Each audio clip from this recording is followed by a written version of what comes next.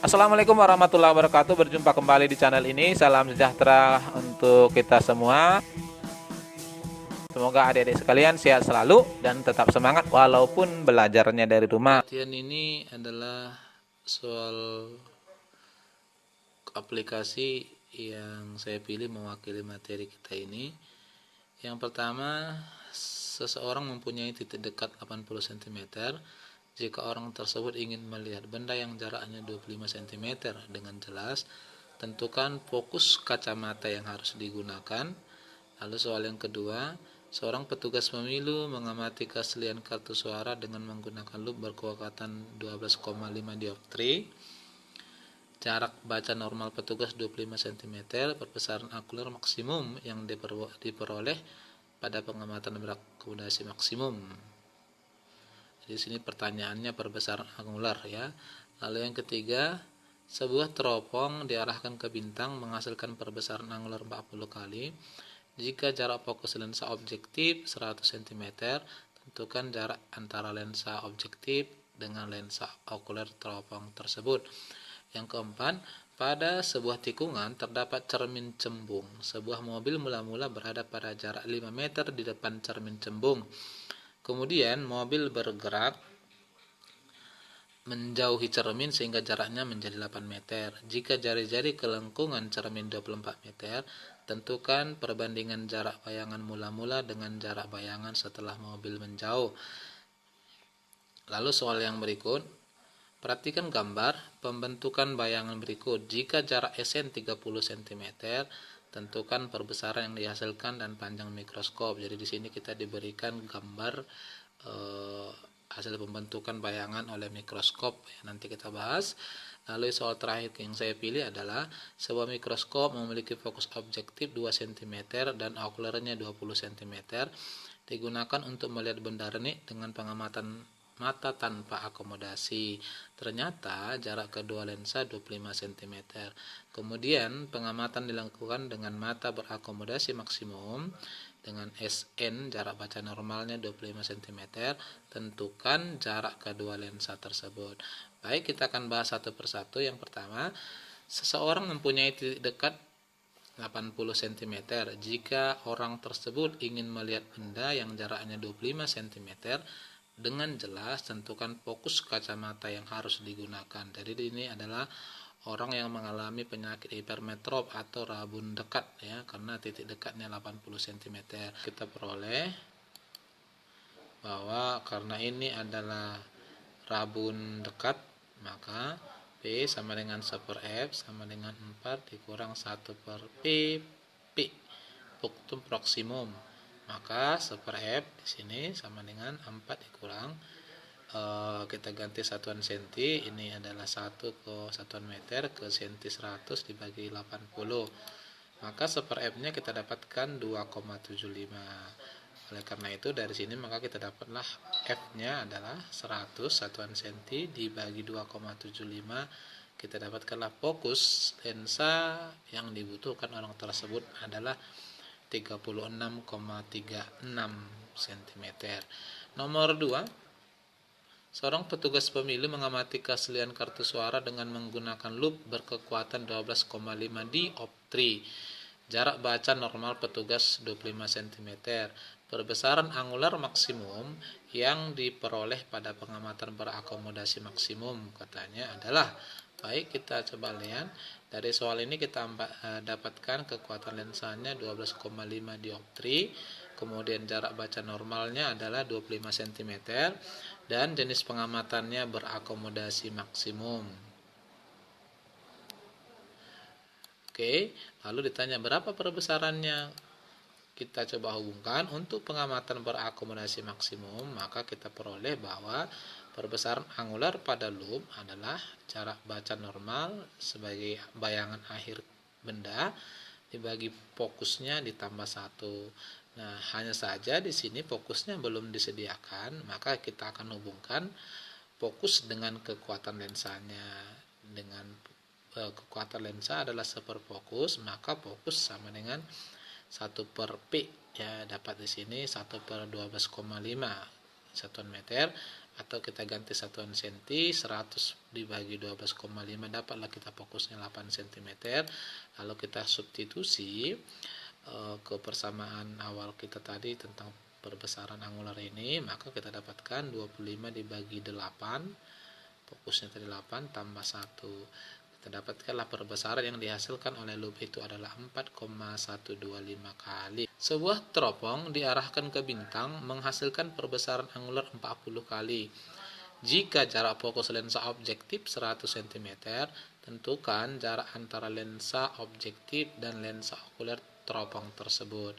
Jarak antara lensa objektif dan lensa okuler berarti ini adalah panjang teropongnya ya. Kita coba selesaikan. Dari soal ini kita dapatkan perbesaran yang dihasilkan adalah 40 kali. Lalu fokus objektifnya adalah 100 cm. Dan ditanya berapa panjang teropongnya. Oke, kita coba pergunakan. Pada teropong, panjang teropong ini terkhusus teropong bintang adalah jarak dari fokus objektif tambah fokus okulernya. Oke, kalau begitu kita akan butuhkan di sini karena tidak disediakan fokus okulernya. Dari mana kita menghitung fokus okulernya? Kita akan hitung fokus okulernya dari bentuk persamaan perbesaran. Yang mana perbesaran pada teropong adalah fokus objektif dibagi fokus okuler. Ini kita pergunakan untuk menentukan fokus okulernya.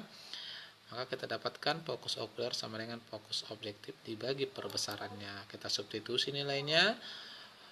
Fokus objektifnya tadi 100, perbesarannya 40 kali, kita dapatkanlah 2,5 cm.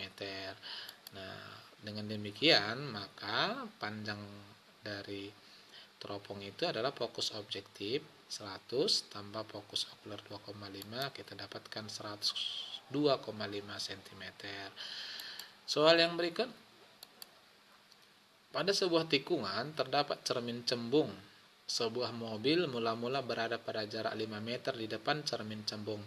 Kemudian mobil bergerak menjauhi cermin sehingga jaraknya menjadi 8 meter.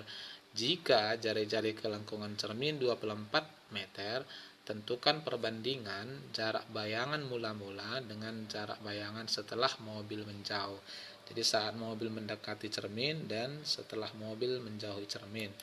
Oke, dari sini kita dapatkan jarak benda pertama, mobil pertama adalah 5 meter, lalu jarak mobil kedua adalah 8 meter dari cermin, jari-jari cermin cembungnya adalah 24 meter, lalu berapa perbandingan jarak bayangan pada posisi 1 dengan posisi 2 dari mobil. Oke, kita pergunakan hubungan jari-jarinya F sama dengan setengah R, maka fokusnya adalah 12 meter. Lalu kita tentukan masing-masing bayangan mobil ya pada dua kedudukan di atas. Kita pergunakan persamaan cermin dengan hubungan 1/F sama dengan 1/S tambah 1/S aksen. Oke, dengan F adalah cermin cembung. Untuk cermin cembung negatif, maka 1/S aksen kita konversi sama dengan 1/F kurang 1/S. Kita hitung untuk bayangan pada kedudukan 1, kita masukkan nilainya sama dengan fokusnya karena dia cembung minus 1/12 ya. Ini minus kenapa? Karena memang fokus cermin cembung itu di dalam cermin sama seperti bayangannya juga di dalam ya. Oke, minus 1/12 kurang minus 1/5 kita samakan penyebutnya. Kita dapatkan ini hasilnya adalah minus 17/60. Kita putar, maka S aksen sama dengan 60/17 minus ya, minus 60/17, ini ada minusnya. Lalu untuk bayangan pada kedudukan kedua sama hubungannya kita substitusi. Ini minus 1/12 kurang S2 nya tadi 8, kita dapatkan adalah minus 2 dikurang minus 3/24 atau 1/S2 aksen minus 5/24. Kita putar, maka S aksen sama dengan minus 24/5. Sehingga kita simpulkan perbandingan S1 aksen banding S2 aksen sama dengan minus 60/17 banding minus 24/5. Kita dapatkan hasil akhir 50/68. Soal nomor 5, ini ada gambarnya. Perhatikan gambar pembentukan bayang berikut. Jika jarak SN 30 cm, tentukan perbesaran yang dihasilkan dan panjang mikroskopnya. Oke, dari gambar ini kita lihat dulu besaran-besarannya. Kita bisa lihat fokus objektifnya 2 cm, lalu jarak bendanya ini 2,2 cm, lalu fokus okulernya 5 cm, dan yang paling penting kalau kita perhatikan ini bendanya ternyata bayangannya jatuh di fokus okuler. Bayangan lensa objektif jatuh di fokus okuler, maka ini termasuk pembentukan bayangan untuk mata tidak berakomodasi. Oke, kita ambil besaran-besarannya, diketahui gambar S objektif 22,2, lalu fokus objektifnya 2 cm, fokus okulernya 5 cm, dan SN jarak baca normalnya 30 cm, serta pengamatan tidak berakomodasi. Ditanya M dan D. Oke, jawab pengamatan tidak berakomodasi, maka M sama dengan 1 per aksen objektif per S objektif kali SN per F okuler. Sini yang belum ada besarannya berarti S aksen objektif. Maka kita akan hitung dulu ini menggunakan persamaan lensa. Pada lensa objektif kita dapatkan 1 per S aksen objektif sama dengan 1 per fokus objektif dikurang 1 per S objektif. Kita dapatkan nilainya, fokusnya 2, 1 per 2 kurang bendanya 2,2. Dari sini kita dapatkan S aksen objektifnya adalah 22 cm. Oke. Lalu kemudian perbesarannya kita substitusi S aksen objektifnya 22, S objektif 2,2, lalu SN-nya 30 dan fokusnya 5. Dapatlah kita perbesaran 60 kali, serta di panjang mikroskop atau panjang lensa objektif ke lensa okuler ini adalah S aksen objektif tambah F okuler. Kita masukkan 22 tambah F okulernya tadi 5, di soal 27 cm.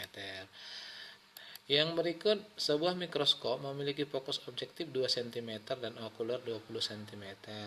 Digunakan untuk melihat benda renik dengan pengamatan mata tanpa akomodasi. Ternyata jarak kedua lensa 25 cm. Kemudian pengamatan dilakukan dengan mata berakomodasi maksimum SN 25 cm. Tentukan jarak kedua lensa tersebut ya, saat pengamatan berakomodasi maksudnya ya. Oke, dari sini kita ambil, diketahui fokus objektifnya 2 cm, fokus okulernya 20 cm, pengamatannya adalah tidak berakomodasi dan panjang mikroskop 25 cm, serta jarak baca normal 25 cm. Pertanyaannya, D untuk pengamatan berakomodasi, apakah lebih besar dari 25 atau lebih pendek gitu ya. Oke, untuk pengamatan tidak berakomodasi, maka panjang mikroskop itu adalah S aksen objektif tambah F okuler. Di soal tadi sudah kita singgung juga, soal nomor 5. Dari sini kita akan dapat S aksen objektif ya, dengan menggunakan D kurang F okuler. Ini kita perlukan karena nanti juga pada pengamatan akomodasi ini ada ya, S aksen objektifnya ada. Kita coba uraikan, maka dapat dari sini di 25, okuler 25 cm. Untuk mata berakomodasi maksimum, maka kita dapatkan D sama dengan S aksen objektif tambah S okuler. Ditentukan terlebih dahulu S okulernya, karena di sini jarak benda pada lensa okulernya tidak sama dengan fokus okulernya, jadi kita harus tentukan menggunakan lensa okuler.